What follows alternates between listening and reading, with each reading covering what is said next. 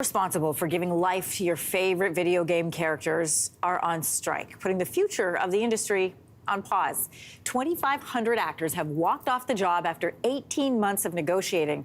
Those negotiations failed to produce an acceptable agreement between industry execs and SAG-AFTRA. That's the union who represents the actors. It's also the same union, you might remember, that represented Hollywood actors who were on strike last year. For more this morning, we're joined by video game expert AJ Fry. Welcome back. Thank you. Thanks for having me. Okay, so at the heart of this strike are concerns over the use of voice actors being replaced by AI in video games. We saw Hollywood actors strike. This was one of the pillars of their strike from last year. How are video game actors at a unique risk of being replaced by AI?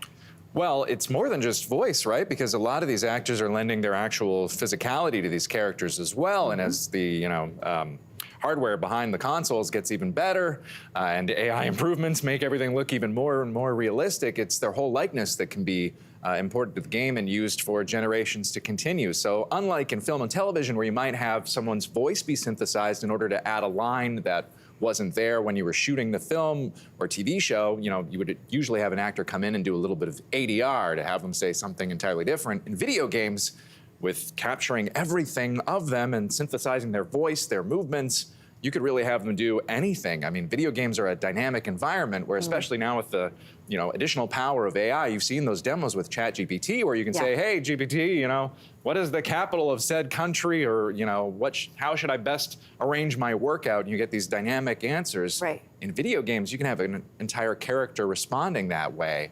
And reacting to what you're asking and providing stuff that they never recorded. So video game performers really need to have these, guardrails in place as we continue to produce these games so that they're not used in perpetuity and that they're getting paid fairly for what they have given over to these video game companies. Right. It took nearly 4 months, though, for Hollywood to cave on the demands that were made by the actors. Yeah. They're arguably bigger names than the actors who are on the voice actors. And I know that is debatable.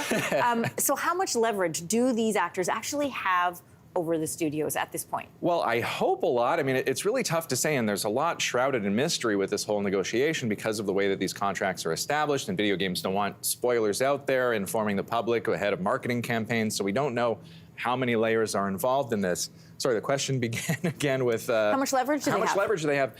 It's tough to say because a lot of the companies, indie game companies, have already signed on. There are many companies that are working on old contracts, like next year's most anticipated game, Grand Theft Auto 6, is still a go, so that isn't involved in these negotiations. I hope that, as gamers can rally behind the performers, because performance is so critical to these video games, because we are, we love the people who bring life to these characters that we absolutely love and spend so much time with.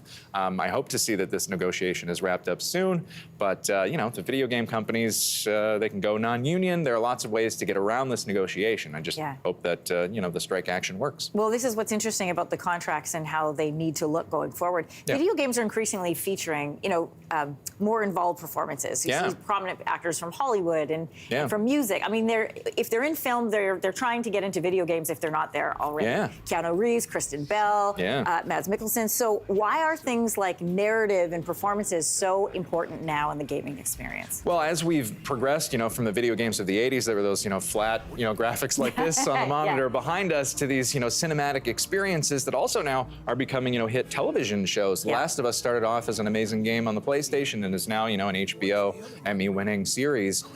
It is this narrative experience that goes beyond the two-dimensional screen and into an experience that the gamers are having. So having these big-name actors in there, providing those performances, adding depth and realism, it's essential, and that's why they go to big names like Keanu Reeves and Mads Mikkelsen, Norman Reedus, so many others. It's pretty important to make those big games pop. All right, so speaking of big names, you and Teddy, for almost 10 years, hosted a show together. So I'm going to let you throw over. It's a tough over 10 years, but I got through it. He's coming up next, so I'm going to let you throw over to him just for old time's sake. All right, here we go. Now here's Teddy Wilson with In Case You Missed It. Hey, thanks for watching. If you liked this, be sure to subscribe here, or you can check out more Your Morning videos right here.